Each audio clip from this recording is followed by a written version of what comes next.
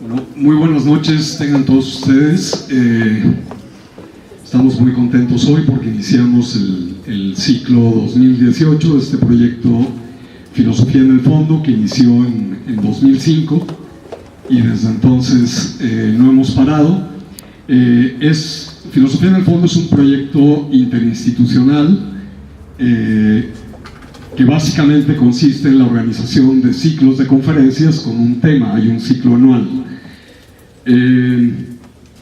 Las instituciones que organizamos estos ciclos de conferencias somos el Departamento de Filosofía de la Universidad de Guadalajara, el Instituto de Filosofía, el ITESO, y dentro del ITESO tanto el Departamento de Formación Humana como la revista Xipetotec del Departamento de Filosofía y Humanidades, y por supuesto el Fondo de Cultura Económica, que además pone las instalaciones para estos ciclos, ¿no? Bueno, el ciclo de este año es un ciclo de homenaje, lo hemos titulado Marx y Marxismos a 150 años del Capital. En realidad no son 150 años ya son 151, pero cuando pensamos en dedicarle el ciclo a Marx y al marxismo eran 150 años y quisimos dejarlo de esa manera. Bueno, para la conferencia de esta noche tenemos al maestro Jesús López Salas, que no es la primera vez que participa con nosotros en este proyecto de Filosofía en el Fondo, y la doctora Sofía va a hacer su presentación. Muchas gracias, Miguel. Bienvenidos, buenas noches. Estamos muy emocionados todos porque iniciamos este ciclo y bueno, el año lo atraviesa justamente también los 200 años del nacimiento de Marx, y tengo el gran honor y la gran dicha de presentarles a el maestro Jesús López Salas, que además maestro pues es un compañero muy querido, del cual yo he aprendido muchísimo. Y entonces, bueno, sin más les comento que el maestro Jesús López Salas es maestro en filosofía por la Universidad de Guadalajara, es miembro de la Asociación Filosófica de México desde el año 2003 y perfil PROMEP desde 2007 hasta ahora, y tiene diferentes publicaciones como por ejemplo La noción de proposición en Bolzano, en la revista Segmentos, algunas reflexiones sobre el ser y el tiempo de Heidegger, en la revista Piezas del Instituto de Filosofía, Dos nociones del hombre, Max Scheler y Hans Cassirer en Sincronía, y pues un sinnúmero de publicaciones más. Y pues les cedo la palabra con muchísimo gusto. Gracias, les agradezco a quienes organizan por haberme invitado. Ojalá y no los defraude o no, que no genere una mala idea de este ciclo que inicia. Y a todos ustedes porque vienen a escuchar algo, esperemos decir algo prudente, algo que sea motivo de reflexión y que tengamos una buena charla al final cuando yo termine de exponer. Soy muy malo para leer, estoy preparando un texto sobre esto, más o menos lo avanzado, pero soy muy aburrido cuando leo. Traje un acordeón y sobre el acordeón me voy a basar para hacer una serie de interpretaciones que yo considero pertinentes, ¿o no? Lo primero es que, digamos, Marx es un pensador muy complejo, muy complejo, mucho más complejo de lo que uno supone en un primer momento. Creo yo que todo lo que se dice de él en los diferentes ámbitos genera esta sensación de que es algo más simple, pero cuando uno lo quiere estudiar de manera sistemática, uno descubre que es un pensador con muchísimas aristas. Hay, y aquí viene ya un problema fuerte, una cantidad de obra publicada por Marx y una obra no publicada. El propio Marx, a pesar de que tenía obra publicada, luego de una manera muy singular la deja como un pasado que ya no quiere tocar. Ese es parte de un problema, y obras que son básicas y esenciales quedan no terminadas. Entonces es un pensador que en ese sentido nos genera un gran esfuerzo por darle sentido. ¿Qué realmente era significativo para Marx y qué no lo era? Ese es un problema de interpretación, y hay múltiples tendencias, posturas, filósofos que lo han leído y que lo han interpretado de múltiples maneras, ¿o no? Quizás una situación emblemática dentro de esto es cuando en 1932 se publican los manuscritos económico-filosóficos junto con otro conjunto de textos, y esto va a provocar una renovación de Marx, obviamente mucho en esta postura del marxismo soviético que estaba consolidado y que tenía una postura oficial, frente a versiones un tanto cuanto distintas. A la publicación de los manuscritos surge una cantidad de reinterpretaciones de Marx. Muchos de los ahora analistas dicen que estos textos van a ser valorados como textos, digamos, con un valor por encima a veces de lo que realmente tienen, y este sobrevalor tiene que ver para poder tomar una postura frente a este marxismo oficial de la Unión Soviética. Se plantea ahí un Marx humanista. Esa es quizás una de las primeras nociones interesantes e importantes que deberíamos quizás de analizar en el caso de Marx. ¿Qué tanto realmente Marx es un humanista? Dado que hay filósofos posteriores que nos van a decir que Marx nunca fue un humanista, que nunca quiso ser un humanista, que si lo fue en un periodo de su pensamiento que luego dejó atrás. Y aquí obviamente nos meten un problema por entender lo que realmente hizo Marx o no hizo respecto a este asunto, ¿no? Un problema también grave que tenemos en la obra de Marx es que dentro de su propia obra hay ciertos momentos en que valora lo que escribió, incluyendo aquello que no publicó, pero lo hace de una manera negativa. Y en algunos contextos habla de manera positiva de la obra, pero la obra queda inconclusa. Es complejo en este caso. O sea, la obra de Marx interna nos presenta ya un problema grave para quienes queremos leerlo y entenderlo sin estas mediaciones que normalmente acontecen en nuestro medio cultural, ¿no? Yo en lo particular creo que Marx es una figura imprescindible, conocerla, comprenderla, analizarla, porque parte de nuestro contexto histórico está permeado por su pensamiento. Muchas de las cosas que acontecen en nuestra vida tienen de manera directa o de manera indirecta una presencia inequívoca del pensamiento de Marx. De ahí que obviamente el volver a él, el leerlo, es fundamental. Yo en lo particular he tenido muchas charlas con colegas y mi experiencia en esas charlas han sido, ¿cómo les diré? Hay una enorme pasión por entender a Marx, por comprender a Marx, por dominar a Marx, por usar la teoría de Marx, pero a veces hay una enorme distancia respecto a la obra de Marx. Es decir, son personas que han leído parcialmente a Marx, o lo han leído a través de un manual, o lo han leído a través de un intérprete, y se olvidan de la enorme complejidad que esto representa. Yo el día de hoy quisiera un poco más que poner, digamos, puntos precisos en la interpretación de Marx, de plantearles un mapa general, y plantear el hecho de si Marx o no tiene una filosofía. Este ya es un problema y les voy a platicar un poquito a lo largo de la charla por qué es un problema, porque esto nos genera ya ciertos detalles. Para algunos, adelanto esto, Marx no tiene una filosofía, Marx no es un filósofo, ¿sí? Para algunos Marx es una especie de economista, pero cuando uno lee a Marx es un crítico de la economía más que un economista. De ahí que algunas tendencias dicen que Marx realmente no construyó una filosofía, sino hizo algo diferente a la filosofía, y lo han llamado un antifilósofo, junto con otros conjuntos de pensadores como Kierkegaard, etc., ¿no? Entonces, Marx en sí ya, en cuanto obra, en cuanto interpretación que tenemos, es muy básico. Más o menos, hacia grandes rasgos, voy a decir de cuántas formas se le ha leído a Marx. ¿Sí? Hay una lectura de Marx en sentido político. Y obviamente viene un problema ya importante ahí, porque Marx no construyó una teoría política. Y muchos de los que tratan de basarse en él para construir una teoría política, lo primero que echan en cuenta es que esta teoría no está presente de manera explícita en la obra de Marx, sino que hay que reconstruirla. Y esto nos genera obviamente un problema porque no hay una sola forma de reconstruir el pensamiento de Marx en sentido político. Voy a referir solamente el caso de un filósofo norteamericano, Harry Cleaver. Siempre que hago esto de hablar de filósofos que hablaron de otros filósofos o de filósofos, les refiero al libro del Fondo de Cultura. Este libro fue publicado por el Fondo de Cultura, no es comercial, creo que ya no lo venden, o sea, creo que ya está agotado. Este filósofo norteamericano escribió un libro que tituló Una lectura política del capital. Y obviamente esta lectura política es echando de menos que Marx no construyó una teoría política.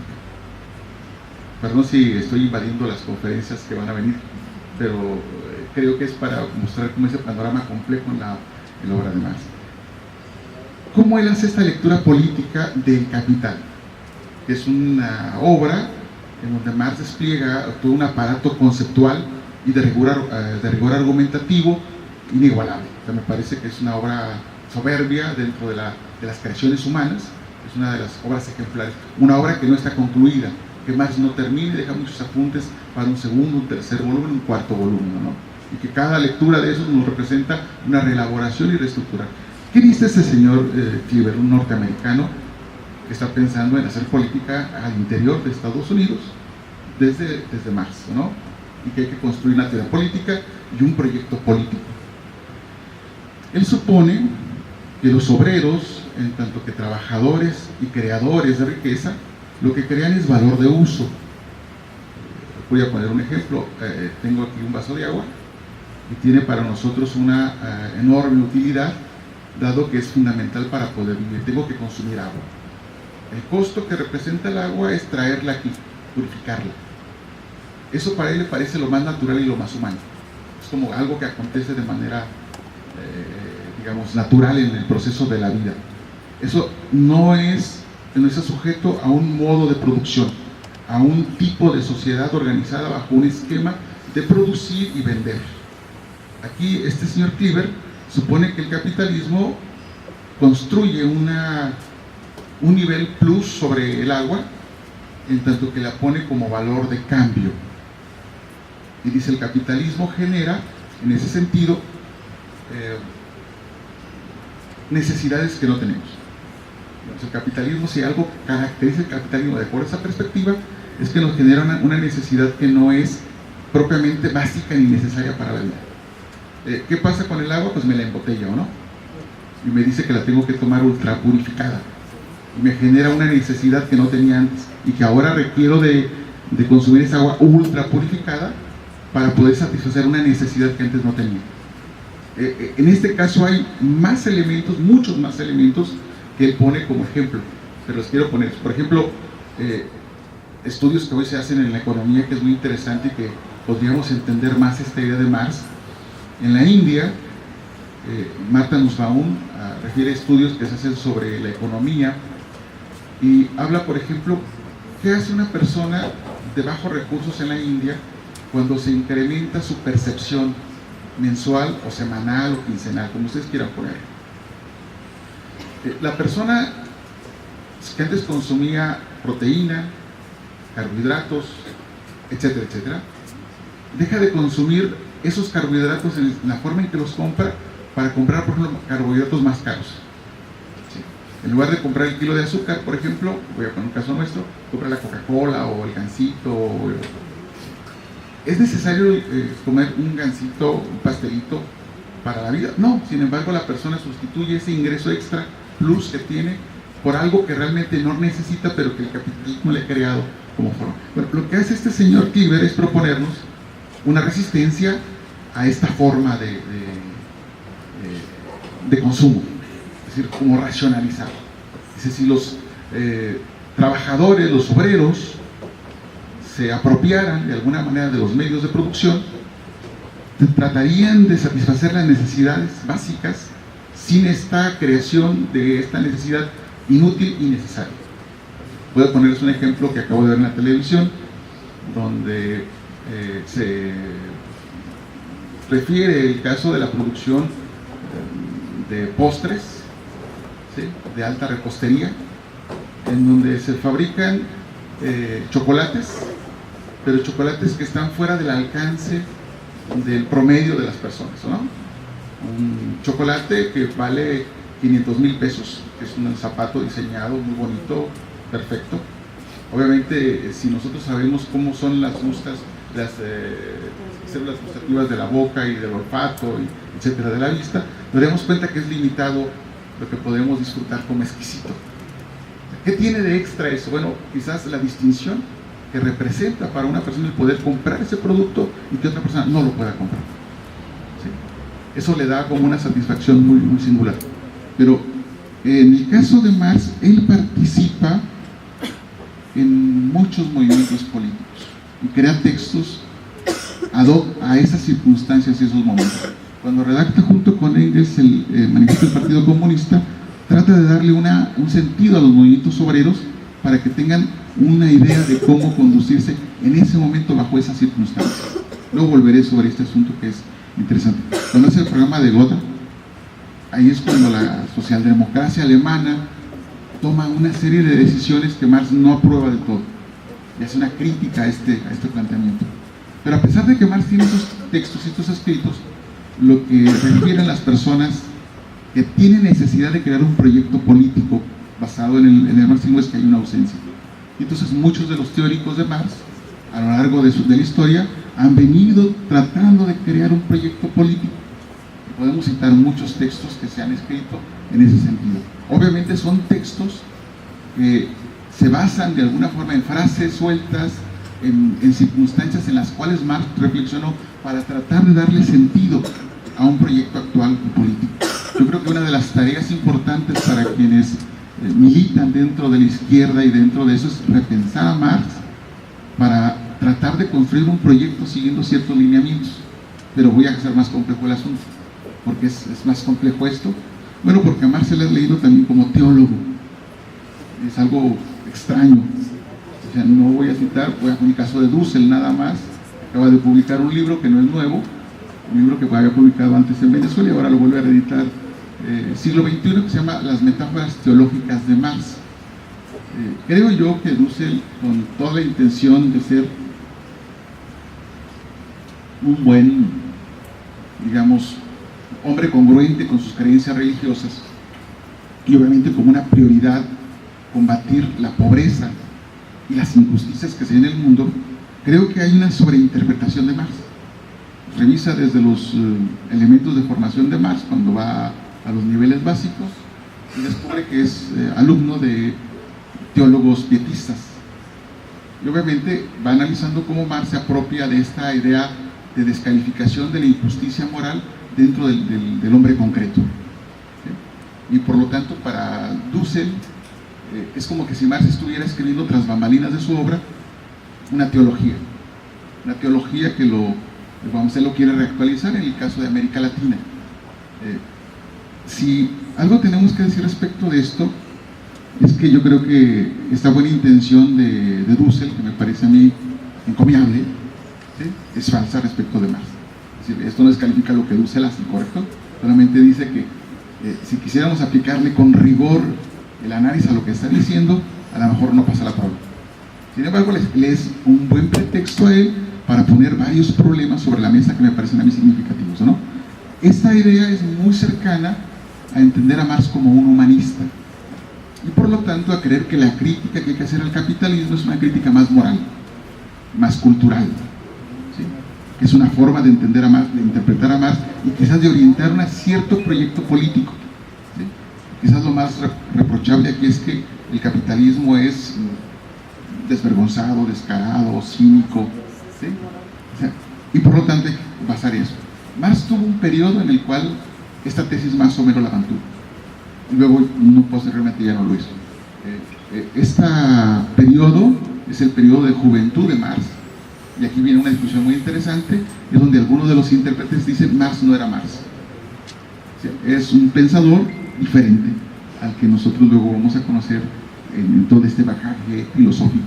Este periodo de inicio de Marx está basado en escritos como La cuestión judía, los textos que escribió sobre la crítica a la filosofía del derecho de Hegel e incluso los manuscritos económico-filosóficos, ¿sí?, en donde Marx se transforma ahí en una especie de moralista que descalifica el capitalismo y por inmoral hay que rechazarlo, ¿no?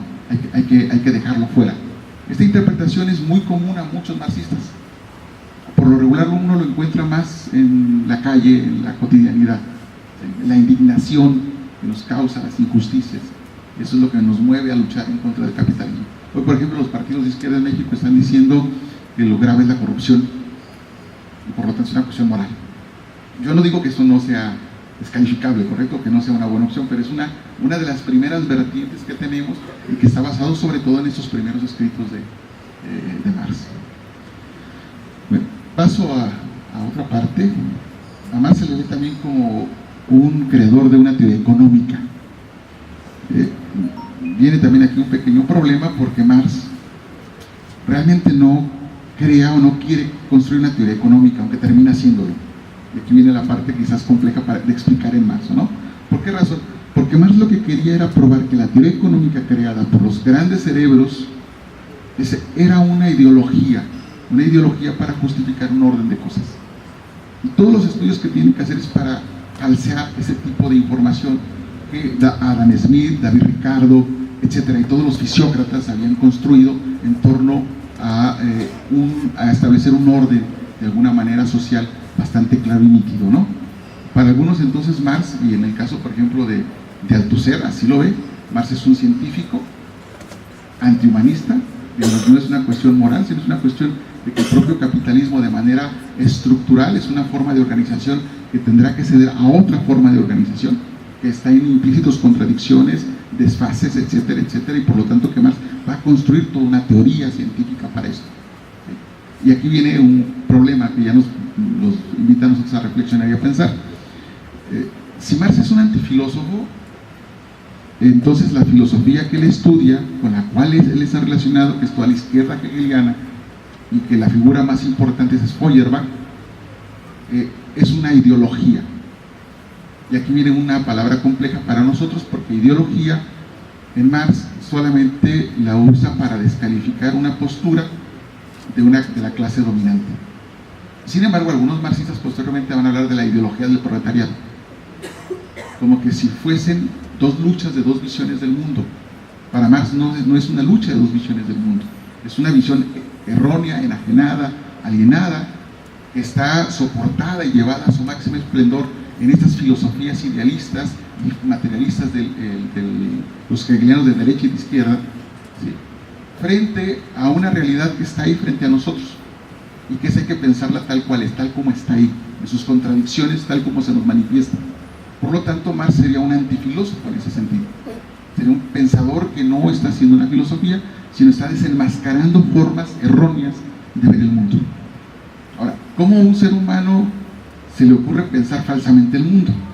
Realmente no es porque sea una cuestión de voluntad, es la propia acción del sujeto que está encarnada dentro de un proceso de relaciones determinadas. Un poco más adelante voy a tratar de aclarar estos puntos, ¿o no? Espero que con esto que estoy diciendo les genere muchísimas dudas, tengan muchas preguntas y se contesten entre ustedes. ¿Sí? Okay. Marx entonces no sería un crítico, podríamos decir, como sería un crítico ahora de la física, que ve que hay una incongruencia interna dentro de la física y que quiere mejorar. Sino él toma toda la teoría económica como una forma falsa de pensar, pero una forma falsa que está materializada en los actos humanos concretos. Okay. Esa es una forma de leer a Marx, que también es una forma desde la economía. Otra forma de leerlo es desde la sociología. Pero es muy común que los sociólogos confundan a Weber con Marx. Y no lo digo en un sentido negativo, sino me parece que hay ciertos puntos de las teorías que se tocan, pero que se requieren ciertos detalles finos para cortar y saber dónde es Marx y dónde no es Marx. Esta idea que manejé de la ideología en Marx, digamos, y si lo vemos en el caso, por ejemplo, de Weber y quizás los seguidores, por ejemplo, como Hermann Hesse, en este libro de la utopía y el conocimiento, utopía, ahí se habla de ideología como que si fuera una visión del mundo, pero Hermann Hesse no es un marxista. Ahí hay matices que podríamos precisar con mayor cuidado y detalle, ¿no? Ya tendrán ustedes chance de cuestionarme sobre eso que estoy diciendo. Okay. La otra forma es ver a Marx como marxista, perdón, como filósofo. Althusser supone que él no es un filósofo. O sea, hay filosofía marxista, pero no hay una filosofía de Marx, lo cual ya teóricamente implica un problema, ¿no? Eso es como de que hay una filosofía marxista, pero no hay una filosofía de Marx. ¿A qué se refiere? Okay. Aquí Althusser lo que hace es contrastar entre lo que sería la ciencia, que no es ideología, versus la ideología que estaba manifiesta en Marx en la filosofía, y en la economía o la teoría económica de su tiempo. Es como este contraste que está tratando. Althusser tuvo tentativas de llamarle teoría, pero la palabra teoría también tiene una serie de implicaciones y optó por ponerle filosofía de Marx. Se puede buscar esta filosofía en Marx y posiblemente encontremos ideas contradictorias que están tensas dentro de la obra de Marx. Ahora, podríamos hacer una lectura filosófica de Marx, que es muy diferente. Es un poco quizás lo que yo voy a tratar de hacer en un momento más, ¿no? Okay. Esta teoría para Althusser es opuesta al humanismo. El humanismo no sería más de que este desplazamiento de una serie de ideas moralizantes, etcétera, pero que no daría a una justificación real.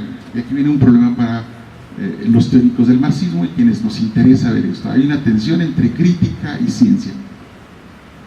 ¿Cómo justifico un marxismo siendo crítico de un orden establecido y al mismo tiempo siendo una ciencia, sin caer en esta idea de que sea una ideología? Es una tensión conceptual que no está en Marx, pero sí está en sus intérpretes y teóricos. Es un problema, creo yo, interesante para quienes nos dedicamos a la filosofía, ¿no?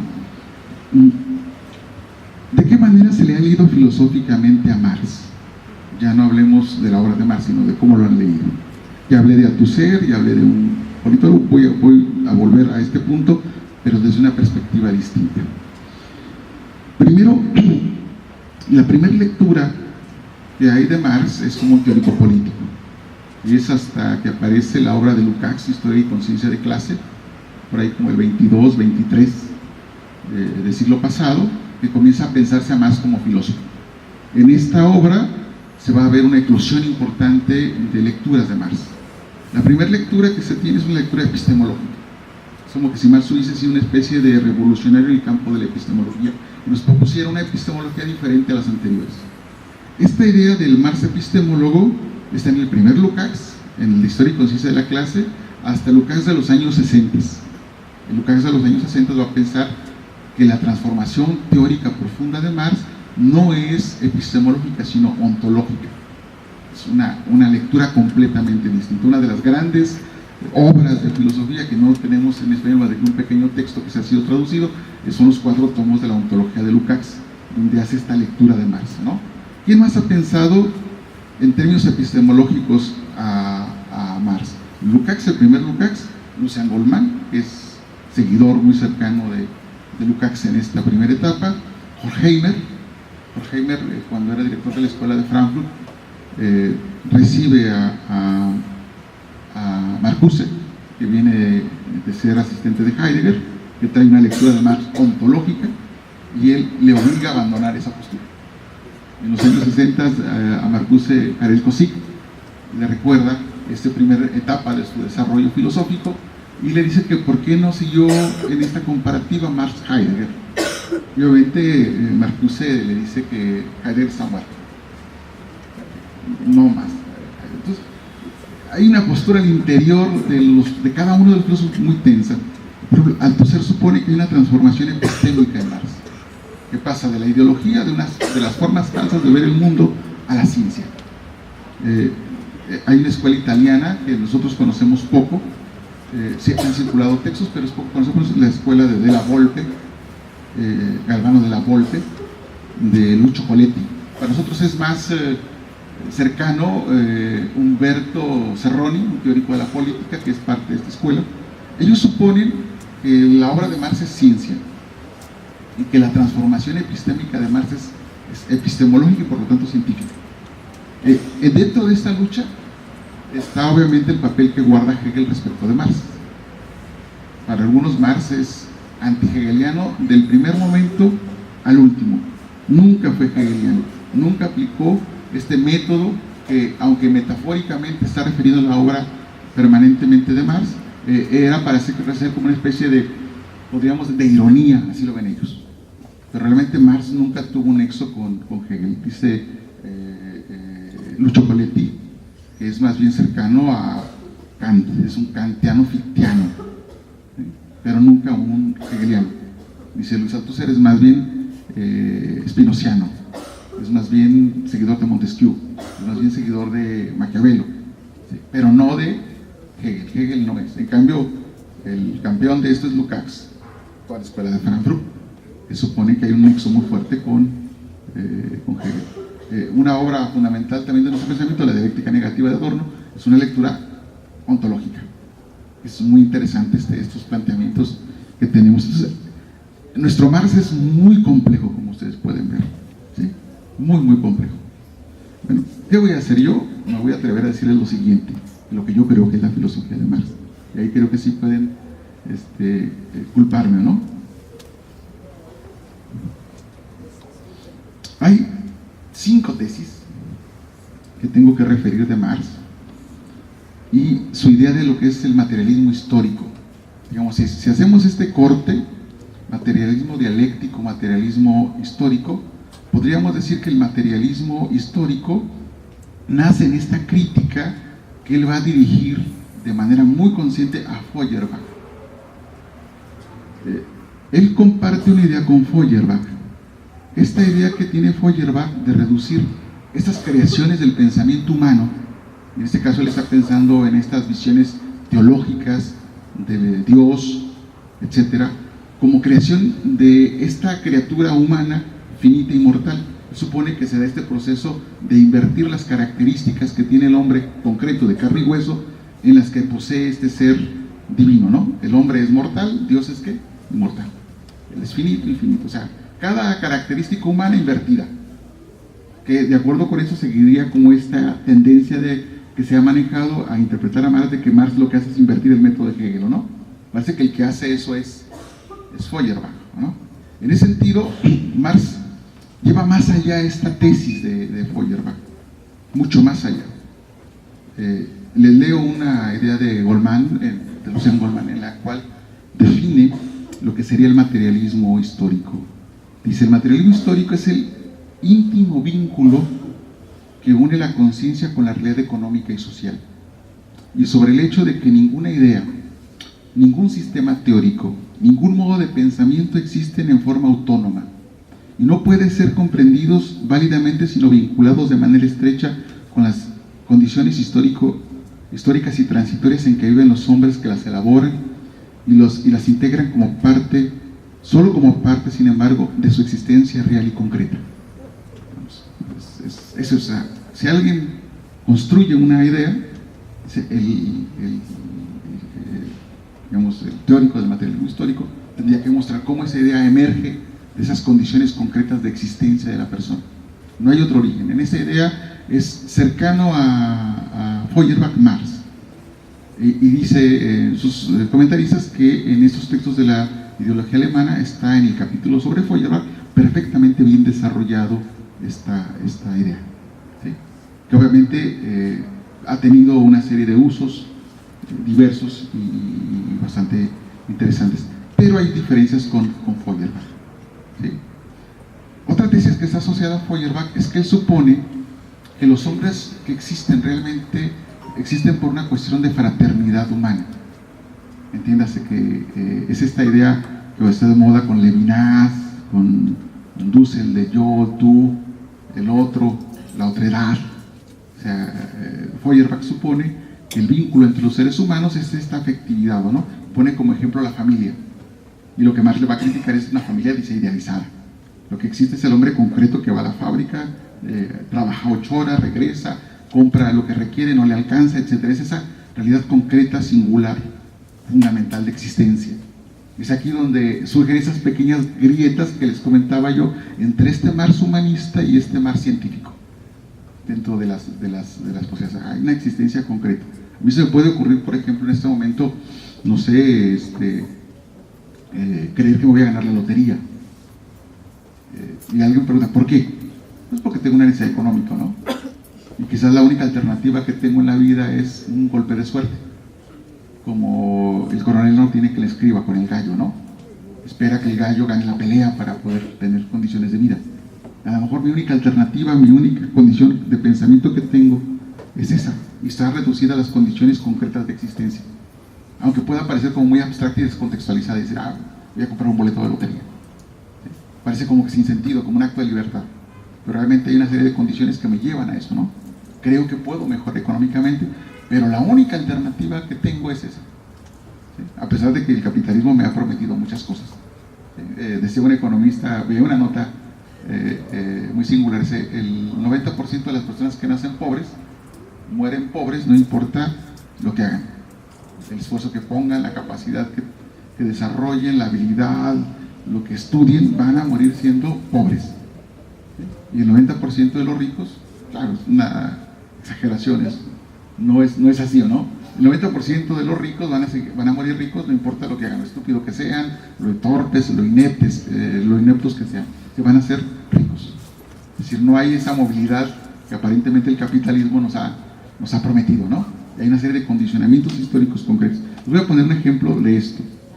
En la Universidad de San Luis me tocó estar en una charla con funcionarios de alto nivel de la Universidad de San Luis. Y ahí un funcionario nos presentaba una alternativa académica muy interesante para ellos. Era la doble titulación.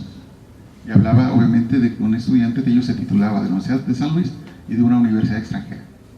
Y que eso le daba al estudiante un sueldo superior al estudiante solamente titulado en la universidad. La diferencia de los sueldos era de los 11,000 pesos que ganaba el nacional frente a los 15,000 que ganaba, ciertas cifras, al internacional. ¿Sí? Entonces yo le preguntaba una cosa, le decía, oiga, si una persona gana 15,000 pesos y tiene esta alta capacitación, eso significa que al año, que ya no va a estar actualizado en ese campo en el cual usted está diciendo que se titula, pues no va a poder pagar el curso de actualización que requiere, porque no le va a alcanzar los 15,000 pesos. ¿Sí? Entonces vamos a tener un problema de esa ilusión que nos dicen, haz una estrategia para que mejoren tus estudiantes, pero sin embargo las condiciones concretas son determinadas, ¿sí? Correcto. Yo le recordaba también una anécdota porque nos ponía el caso de Corea. Nos decía, los coreanos en los años 60 tenían una calidad de vida 10 veces inferior a la que tenían los mexicanos en los años 60, los de Corea del Sur. Ahora, los coreanos tienen casi 10 veces más ingreso, salario y percepción que los mexicanos.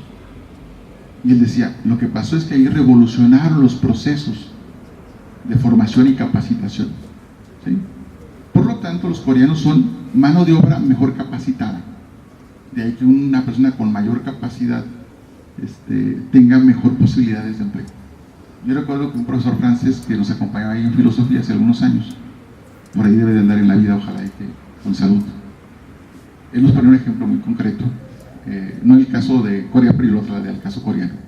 Él nos decía, mira, si tú tomas 10 obreros mexicanos y se los das a un empresario francés, te los va a hacer tan productivos como los franceses. Y tomas a 10 franceses y se los pasas a un empresario mexicano, te los va a hacer tan improductivos como los mexicanos. Porque la productividad no consiste en la mano de obra concreta de un sujeto, consiste en un conjunto de relaciones, ¿correcto? Yo le ponía ese ejemplo y decía, es que sí es cierto, la competitividad es más compleja, mucho más compleja de lo que suponemos. Podemos poner muchísimos ejemplos concretos de muchísimas cosas de esa naturaleza. Bueno, esta idea del materialismo histórico tiene entonces una importancia fundamental en estudios, por ejemplo, de historia, antropología, arqueología. Yo tengo una pluma en mis manos y se las puedo mostrar. Y ustedes de una manera muy sensata saben que es una pluma, que el tapón no corresponde a la tinta, porque la recubierta, etc. Ustedes pueden saber todo eso. Marx, y en este caso siguiendo a Hegel, puede ver la totalidad de la historia de la humanidad en la pluma, a raíz de que está construida con un material que hemos extraído de pozos petroleros, se ha procesado por una serie de conocimientos que se requieren altas especialidades para tenerlos, una cuestión de polímeros para hacer el plástico que me permita a mí usar la pluma y mostrarle en ese momento. ¿Qué condiciones se requieren para formar a esos químicos, físicos y matemáticos para poder fabricar la pluma?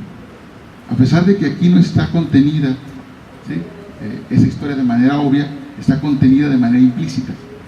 Y quien haga un estudio arqueológico y encuentre este objeto, se tendría que preguntar cómo lo fabricaron, qué conocimientos se necesitan para poderlo fabricar.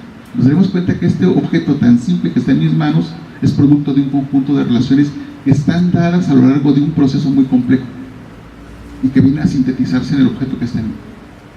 Hace 50 años este objeto era imposible. ¿Sí? Pongo una distancia cercana a nosotros, hace 100 años menos. etcétera. O sea, podemos poner muchos ejemplos de esta índole. Entonces, en nuestra vida cotidiana está sintetizada. Un ejemplo más especulativo, diríamos, pues en mí está la historia del universo, porque mi sangre contiene hierro. Y el hierro solamente se obtiene cuando diferentes generaciones de estrellas se tienen que desintegrar para constituir a nuevas estrellas que van a fusionar elementos cada vez más pesados, hasta que se forme el hierro, que es una condición necesaria para mi vida. En mí está el todo. De tal forma entonces que en la condición humana de una persona que está en una colonia marginada, a pesar de que está distante de la ciudad o de la gente que tiene altos niveles de vida, ahí está contenido ese conjunto de relaciones, determinando ese hecho concreto. Más quería que veíamos a través de este proceso esa realidad. Para Marx es fundamental entender que hay una unidad estrecha, fuerte, indisoluble entre el pensamiento y la acción. Incluso el simple hecho de contemplar, de quedarme mirando, que era la actitud filosófica de los griegos, es una forma de acción, una forma de realizar un acto en el mundo, de materializar en el mundo algo. Entonces, cada acto que acontece es un producto del pensamiento, estamos hablando de la mediación humana, como también es un producto que se realiza haciéndolo. Para Marx, por ejemplo, este vaso es un vaso que se constituye como un objeto, pero la finalidad del vaso es que yo lo use. Le voy a poner un ejemplo más complejo. Voy a sacar una moneda y se las muestro. ¿Qué es? ¿Es un trozo de metal o no? ¿Pero es un trozo de metal? No. Es todo el conjunto de operaciones que puedo hacer de adquirir bienes, servicios. Es algo diferente. A mí se me muestra solamente parcialmente lo que la cosa es si pienso que es un objeto que está determinado. Lo que me oculta el pensar de esta forma, el objeto determinado, es todo el conjunto de acciones que determinan lo que la cosa es. ¿Sí? Un hombre honorable no es honorable porque haya nacido de noble cuna. Es honorable porque tiene un trato cotidiano todos los días como hombre honorable y los trata a todos con respeto, ¿sí? Y con admiración. Si no, no lo es. Así la moneda, para ser moneda, no es cuando la guardo y la almaceno, es cuando la uso como tal, ¿no? Aunque pues crea esta idea de objetuar la moneda. Lukács construyó un término que llama cosificación. Es una palabra también muy usada. No sé, se me ocurren muchos ejemplos. Voy a poner uno así muy singular: la pornografía. ¿Existe la pornografía? Sí existe, aunque digamos su tipo de existencia no es que todo el mundo viva experiencias sexuales pornográficas, es ajeno a la vida, ¿correcto? Pero tiene una existencia porque hay un consumo. Su consumo es completamente distinto al sexo cotidiano de las personas. Aunque algunos puedan sentir estímulo, deseos, satisfacción cuando la ven, etcétera, es algo que está ahí ajeno al mundo. Sin embargo, existe de manera real, está ahí frente a nosotros. Es como una especie de realidad creada como una especie de artificio. Le llamaría Baudrillard, este filósofo francés, un contexto de hiperrealidad. Es real, pero está más allá de la realidad. Está ahí de manera palpable, existe. Porque ahí están los videos, están los actores, está todo. Está ahí, existe. El dinero tiene una función muy parecida a eso, pero es diferente. El dinero está en mis manos. Puedo ir y tomar y comprar algo con él. ¿Sí? El dinero no es esta cuestión material, sino es esto que reviste esta acción del ser humano que le da ese sentido. En ese sentido, para Marx, esta unidad del pensamiento y la acción constituye un eje central para pensar el mundo. Tesis 2. No hay sujetos individuales, sino es cuando pensamos que somos un individuo concreto, determinado, así como Robinson Crusoe o algún otro personaje así importante. Lo que realmente está haciendo es el grupo social que me lleva a pensarme de esa forma. Estamos en una sociedad donde el individualismo es lo que caracteriza al grupo dominante, por lo tanto todos nos pensamos como individuos. Lucien Goldman, que es el personaje que estoy tomando como base para comentarles esto, para hacer esta síntesis, él tiene una serie de interpretaciones de las obras de arte creadas de sujetos individuales, pero que obedecen a todo un contexto colectivo y de grupo manifiesto en la obra. ¿Sí? Para Marx sería importante entonces reconocer que tras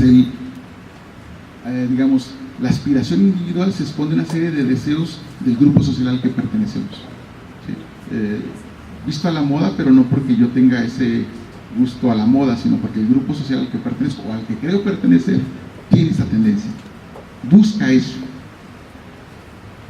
Tesis 3. Para Marx es inseparable lo teórico y lo valorativo, a diferencia de lo que pasaría un pensamiento positivista, donde lo primero que nos marcaría sería la separación. Para Marx es imposible que un sujeto, cuando conoce algo, no lo conozca porque lo valora como importante. Me gustaría, por ejemplo, no intervenir en la realidad. Sin embargo, cuando el agua está frente a mí y quiero saber cuál es su temperatura, la única forma para mí su temperatura es interactuar con ella. Y me interesa medirla por algo particular. Al interactuar con ella ya no estoy midiendo lo que es la temperatura en sí del agua, sino mi interacción con el agua. De tal forma que cuando nosotros, por ejemplo, buscamos cierta información, esta información la alteramos a la hora de procesarla y tomarla. Y esa alteración me altera como sujeto individual, pero dentro de un contexto del grupo social al que pertenezco. Tesis 4. La identidad del sujeto con el objeto de estudio.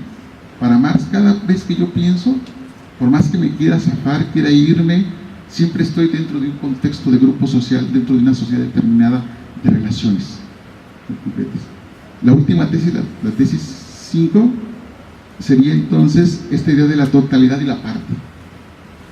Dice Lucien Goldman, y esta es en polémica con Luis Althusser, en las tesis sobre Feuerbach y en la ideología alemana encontramos un texto, dice él, profundo, fundamental, determinante en la historia del pensamiento.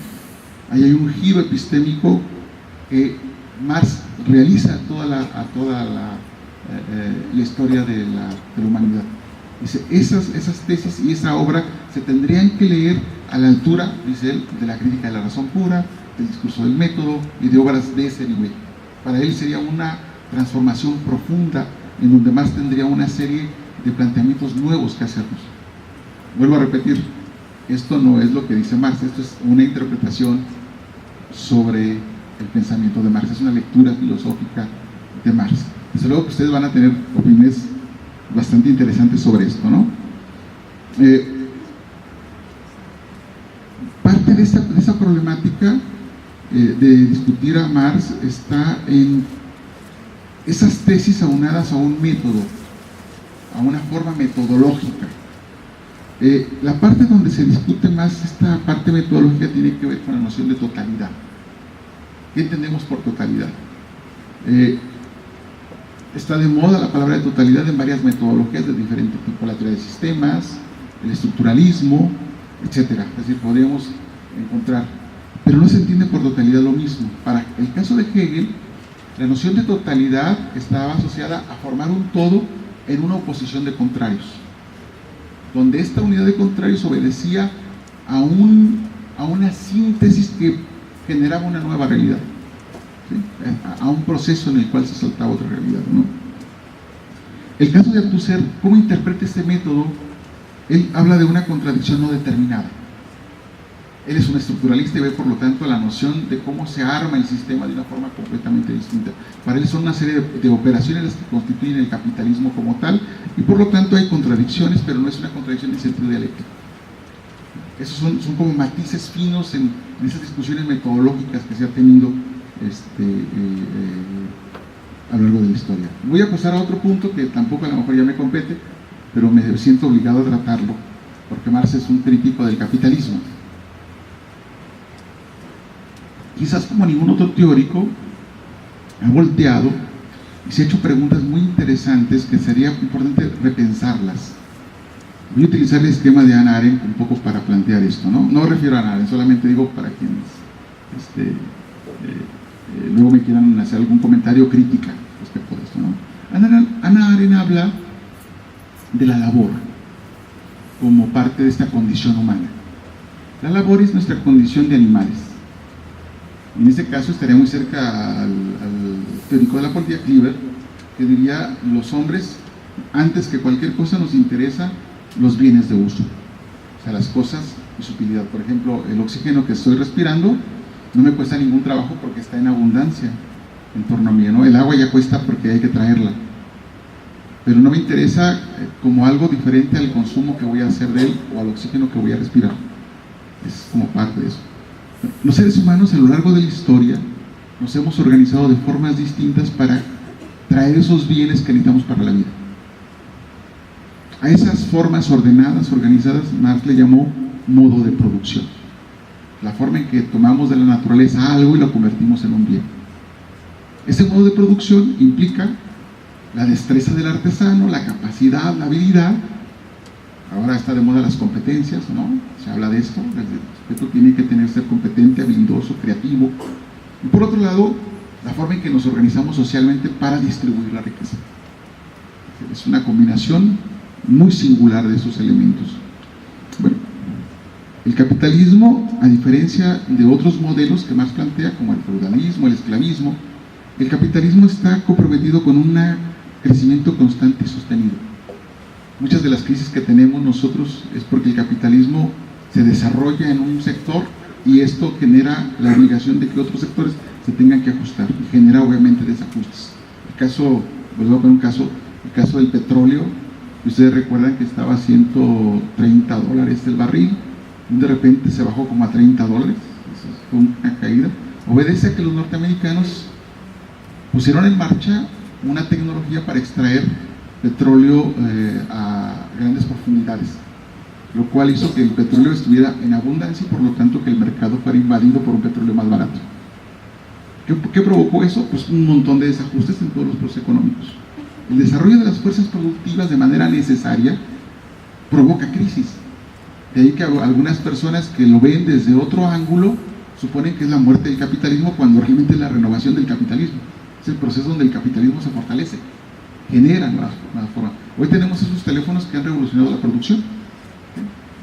Todas las personas que yo tengo conocidos y que son importantes en mi vida y que son relevantes para mi economía y mi bolsa, les puedo llamar por teléfono y están ahí a mi disposición.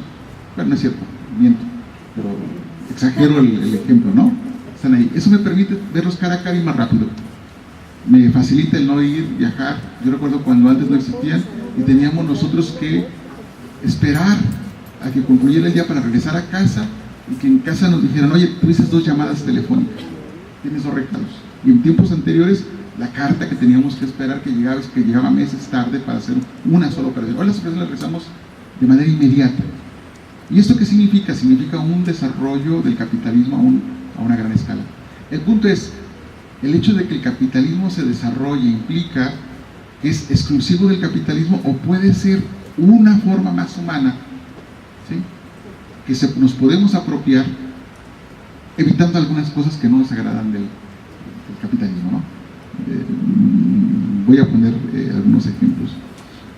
El desarrollo de las fuerzas productivas, para Marx, y eso es aquí algo que tiene que ver con un texto quizás pueda ser muy importante para quienes quieran crear un proyecto político basado en el marxismo, los famosos Grundrises, esos compendios del 57, 58, 59, dicen, ahí es donde Marx, de una manera esquemática, y decir esquemática en Marx es decir que escribió muchísimo y claro de muchos asuntos, plantea qué es lo que va a pasar con el capitalismo y qué podemos hacer y qué va a hacer el capitalismo para remontar contradicciones internas profundas.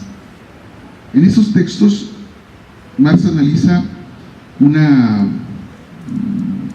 digamos, contradicción, que es la tensión que se daría entre las fuerzas productivas y el mercado. Lo que acontece en el capitalismo es que cada vez va a renovar las fuerzas productivas. ¿Qué significa esto?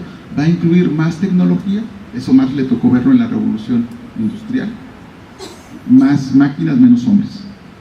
Se acortan los procesos de fabricación, se puede producir con menos energía la demanda de la sociedad, pero se contratan menos obreros. La tendencia natural, y eso es algo que a Marx le gustaba mucho, Marx pensaba, así como incluso que pensamos mucho, que trabajar es un flagelo, es algo terrible, no nos gusta trabajar, ojalá y no trabajáramos. Sin embargo, para tener los bienes de consumo que necesitamos, requerimos trabajar.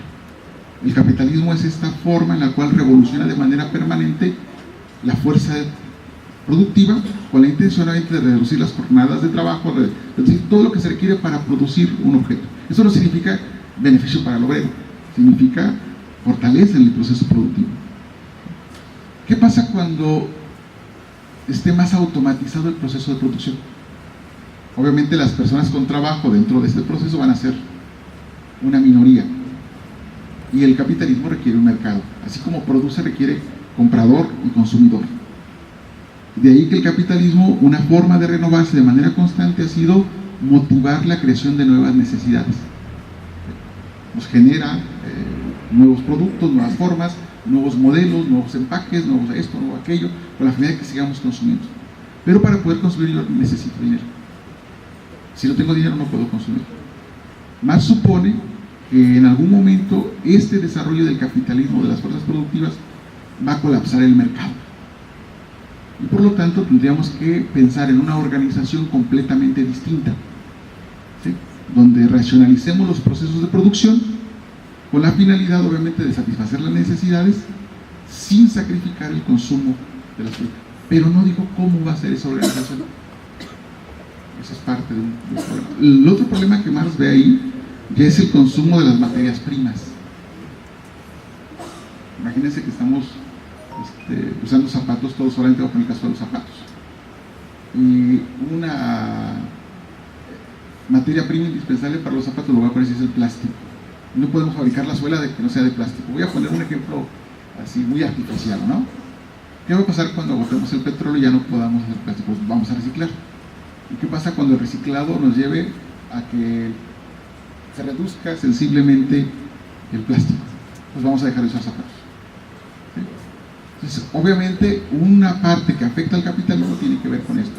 Y, de acuerdo a esta idea, si tuviéramos nosotros una vida similar en el mundo a la que tienen los norteamericanos, que es el que más consumen, necesitamos recursos equivalentes a 4 planetas, en oro, petróleo, madera, etcétera, ¿no? Entonces no tenemos tantos planetas. O sea, un freno del capitalismo también puede ser este. ¿Qué es lo que el capitalismo va a hacer para evitar esas crisis?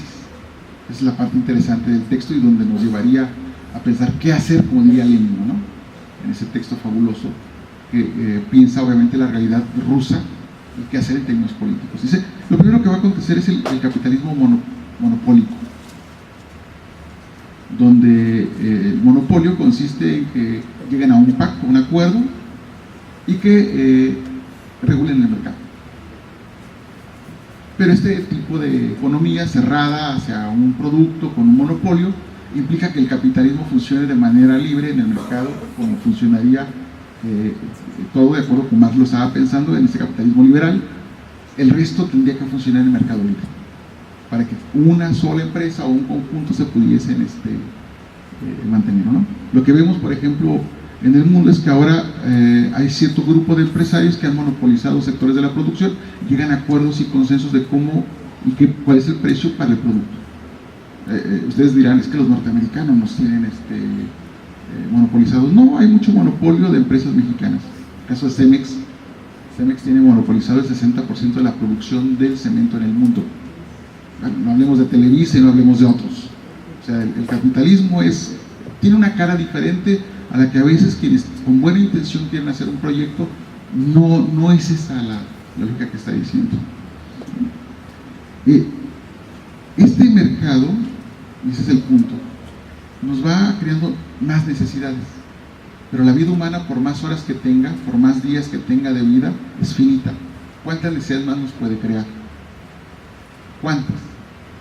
Digamos, yo utilizo este aparato, llego a la televisión, prendo la computadora, prendo esto, prendo aquello, todo eso me representa consumo. Pero ¿en qué momento esas necesidades creadas por el propio capitalismo, que es base de su desarrollo, ¿sí?, se pueden prolongar de manera indefinida? Es otra idea que Marx tiene ahí planteado, ¿no? Otra forma de evitar este colapso del capitalismo es lo que nosotros hemos estado viviendo desde el siglo XX, esto que llamamos el estado del bienestar. Es el estado keynesiano. Ese estado keynesiano ha creado lo que se llama el corporativismo, donde el libre mercado fluye en un sentido muy particular, pero por otro lado hay un capitalismo de Estado, muy parecido a lo que había en la Unión Soviética y en otros países donde a lo mejor alguien puede decir que ahí había socialismo real. Realmente era un capitalismo de Estado muy singular, muy particular, donde había todo un proceso para producir y regular los mercados. Nosotros, por ejemplo, si yo quiero comprar un producto, por ejemplo, un servicio telefónico, les voy a poner un ejemplo, aunque aparentemente aquí hay libre mercado, sabemos que hay un regulador de los precios del producto que lo tiene consensado con el Estado.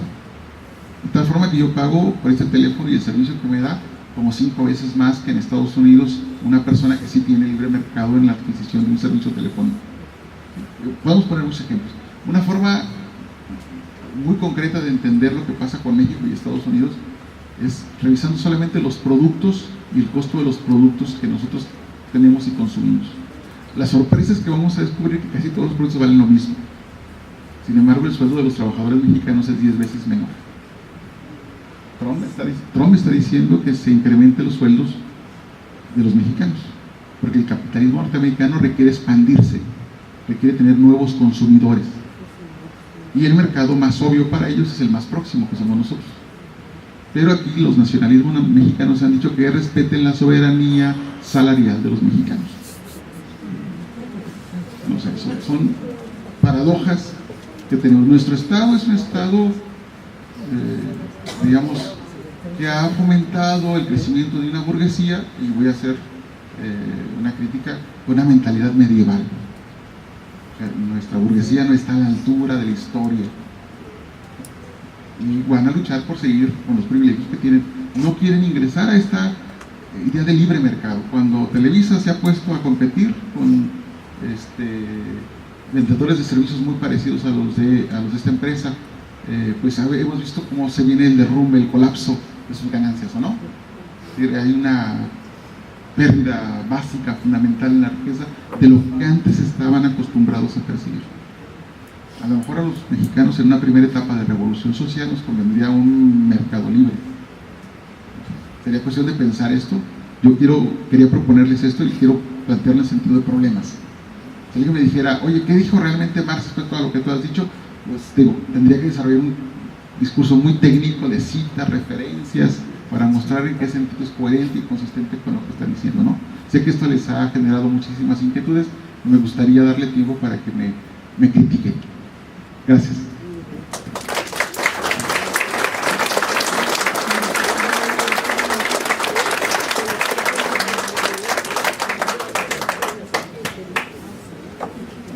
Bueno, pues agradecemos muchísimo todo este abanico de lecturas que nos da como opciones para poder entrarle a la obra de Marx con las reservas necesarias.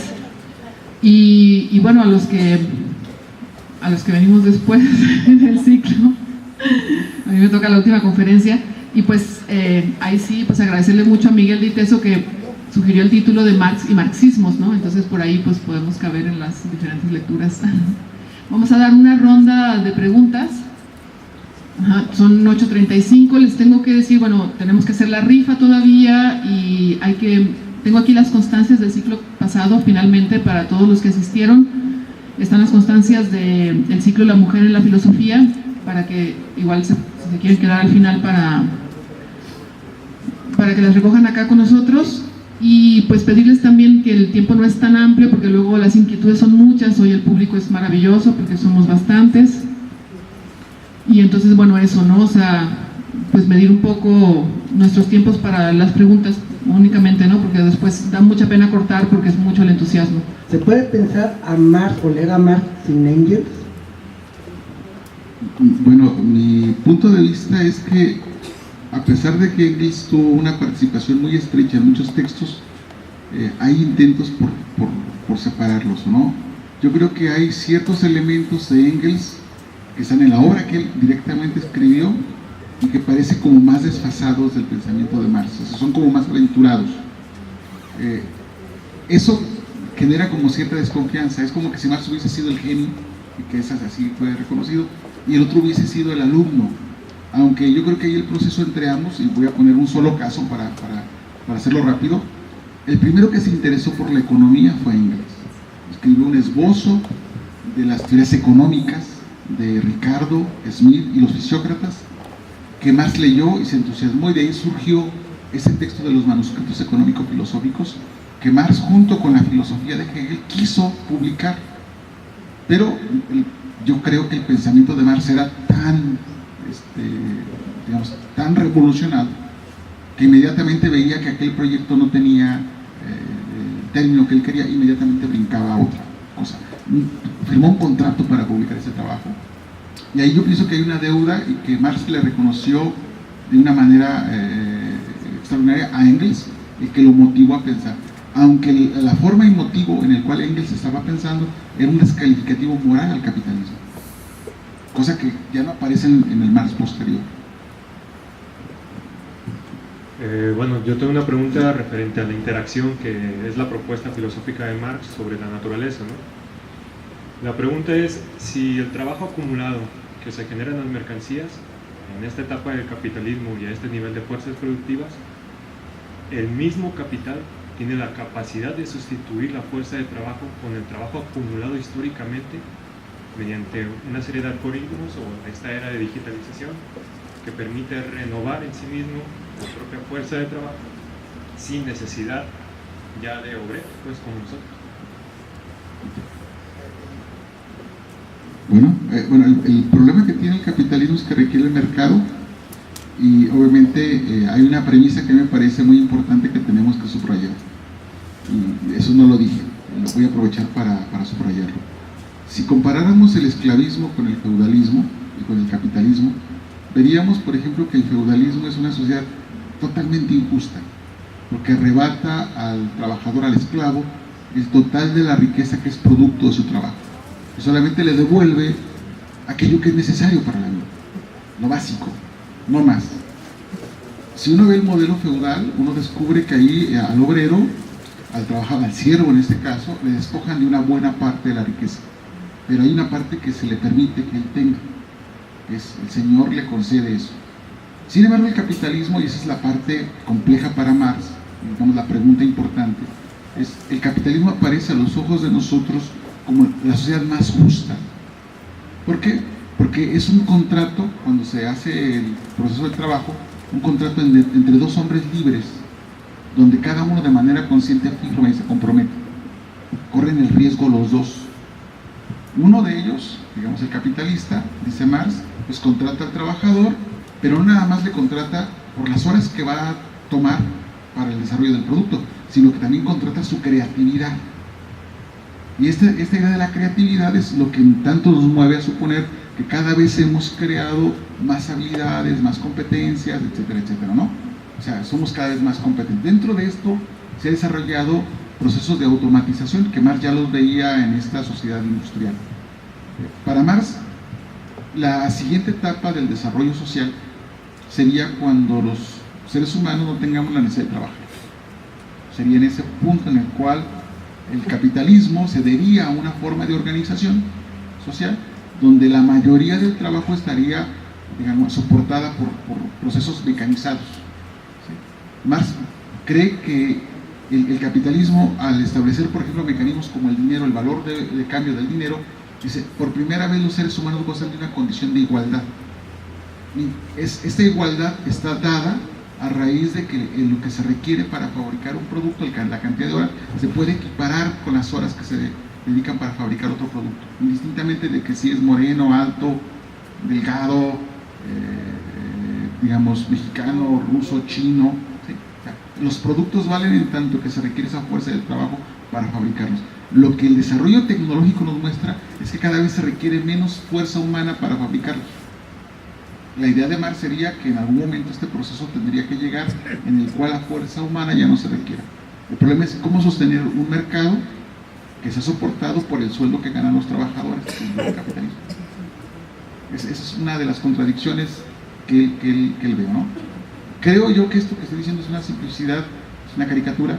Lo ideal sería leer los economistas actuales, pienso en Keynes, Milton Friedman, etcétera, etcétera, y hacer lo que Marx hizo con ellos, hacerles una crítica para ver cómo han estado defendiendo el orden social actual existente. No sé si respondo a la pregunta, pero creo que por ahí sería el asunto. O sea, Marx estaría pensando en que este desarrollo tecnológico está dando.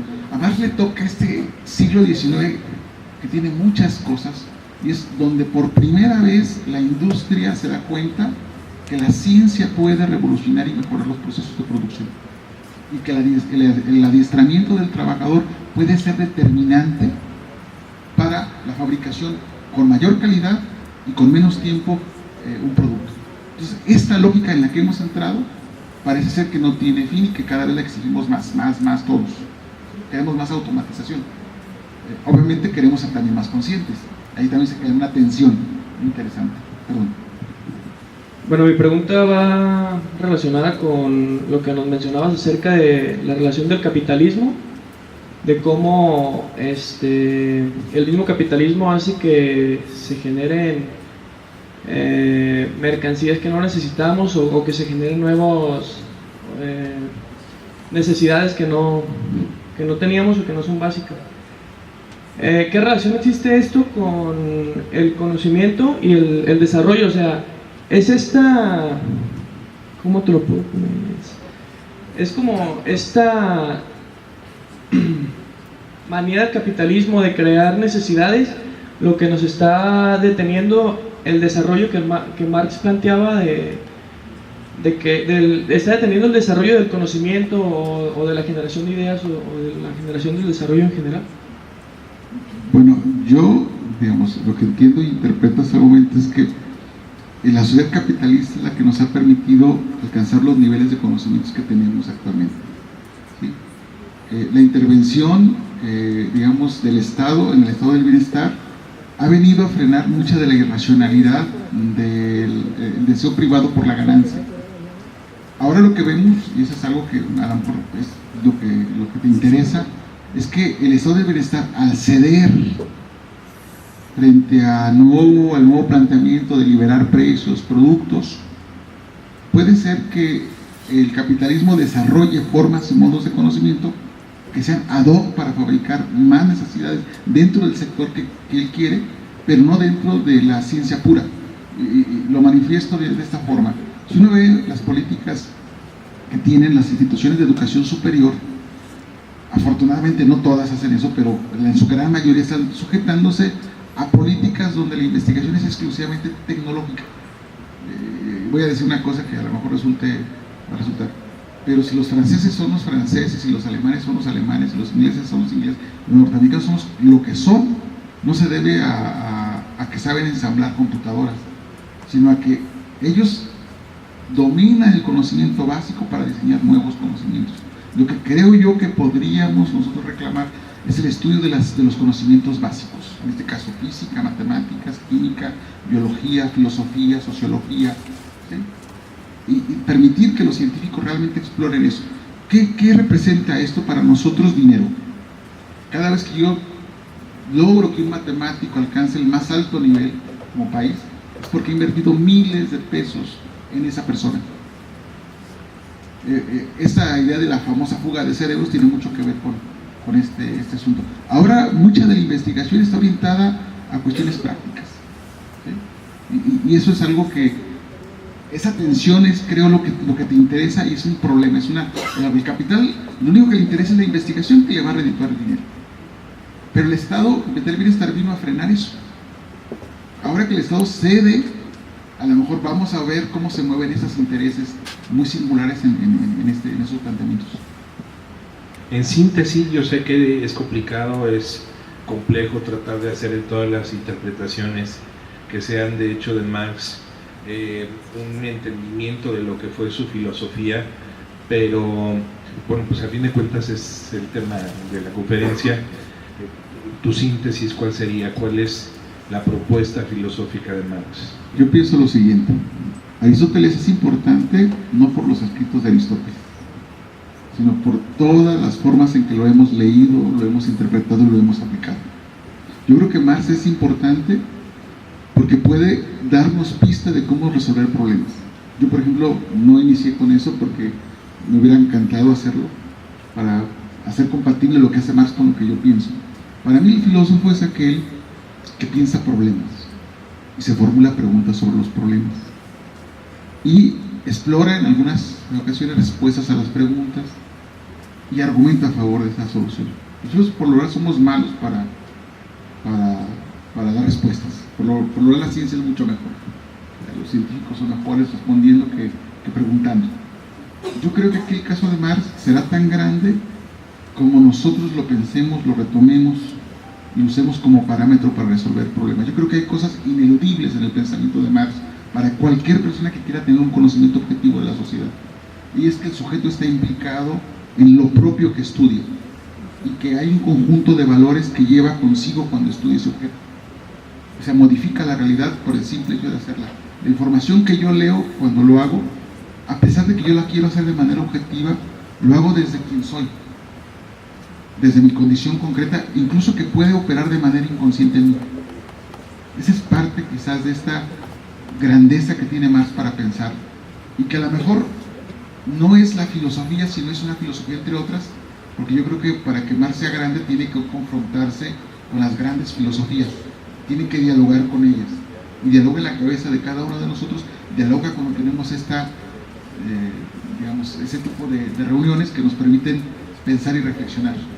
Imagínense en Guadalajara hace 70 años, donde se discutía filosofía.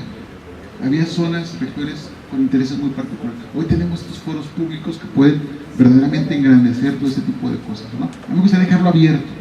Yo creo que Marx es un filósofo vivo porque hay un interés muy grande en él, pero nos representa una enorme dificultad para pensarlo. Y solamente esa dificultad la vamos a remontar en estos diálogos. Que, digamos, yo lo que les he dicho y todo lo que ustedes me han preguntado me tiene que llevar a pensar, y bueno, ¿qué realmente dije? ¿Es sensato, es prudente, lo hice bien, lo hice mal? ¿Cómo lo digo la próxima vez? ¿Cómo escribo un texto que resulte iluminador, que les ayude a otros a trabajar menos en la comprensión de Marx? Voy a poner un ejemplo muy modesto en ese contexto, ¿no?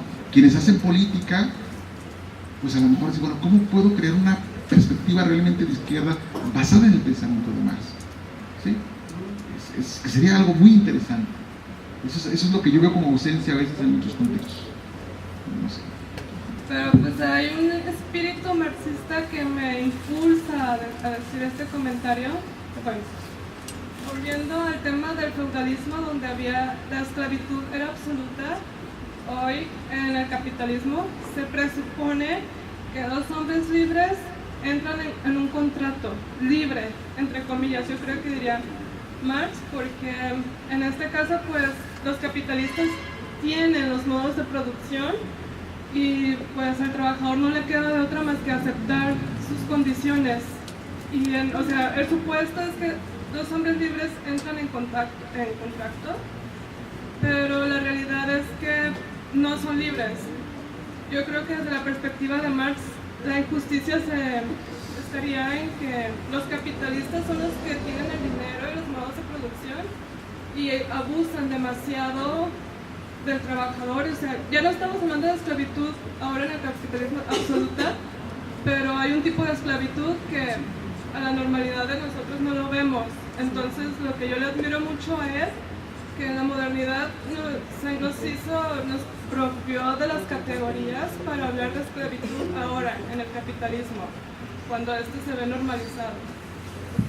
Un comentario a eso. En el estado del bienestar lo que hemos visto nosotros, que estos procesos están regulados y garantizan un salario mínimo, digamos. Ese es digamos, parte de esa justicia del Estado que tiene.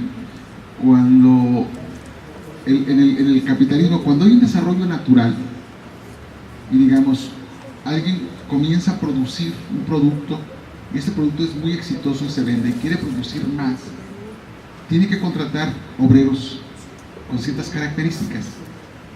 Si esto fuese así en el libre mercado, los trabajadores podrían cotizarse más caro porque el capitalista los buscaría. Incluso si hay dos empresas que están compitiendo, se pelearían a los trabajadores, y ahí el que saldría ganando sería el trabajador, porque podría cotizar dentro de la oferta y la demanda más caro su hora de trabajo. Pero lo que nosotros vemos es que por un acuerdo dentro del estado del bienestar y dentro del propio capitalismo se maneja mantener una tasa de desempleo de manera constante. ¿Sí? Esa tasa de desempleo de manera constante hace que el mercado de la mano de obra pues se mantenga en sus precios más bajos. Aquí tendríamos que entender un poco esta singularidad. El problema es que dentro del capitalismo yo vendo algo. ¿Qué vendo? Lo único que tengo en este caso es mi fuerza de trabajo. diría Marx, y se va a cotizar en el mercado, pero si el mercado ya está regulado, tiene garantizada una explotación, en eso coincido, de manera constante y controlada. En México, termino con este dato, en México el Coneval es un organismo de la Presidencia de la República, en un estudio del 2012, dice, por ejemplo, que los pobres son aquellos que, si una persona gana más de 12,000 pesos, está en una franja que va como el 18% de la población. Más del 81% gana menos de 12,000 pesos. Y si vamos hacia abajo, la última escala, el último escalón, ¿sí?, gana menos de un salario mínimo. Tiene insuficiencia alimentaria. De ahí que las señoras, las amas de casa, que son sobre las que cae esa responsabilidad de alimentar a los hijos, hacen verdaderos, digamos, proezas económicas para que ese salario les alcance. Estamos hablando de que es un 20% de la población. Jalisco, que es uno de los estados ricos, tiene municipios con gente en extrema pobreza. Es algo vergonzoso, digamos, o sea, en términos de la descalificación moral, pero tiene que ver más bien con reglas económicas, de cómo está distribuido. ¿Sí? Una forma de hacer llegar el estado de bienestar es darle una compensación económica directa o en bienes de consumo, en alimentos, en despensas. Nosotros, por ejemplo, hemos recibido a través de las instituciones públicas educación gratuita, salud gratuita, etcétera, etcétera, ¿no? Es una forma de salario. Slim acaba de proponer, ante esta perspectiva norteamericana de subir los sueldos, pues que se nos quiten los derechos sociales y que se nos den en moneda. Así nuestros sueldos se incrementarían, veríamos la bolsa más choncha.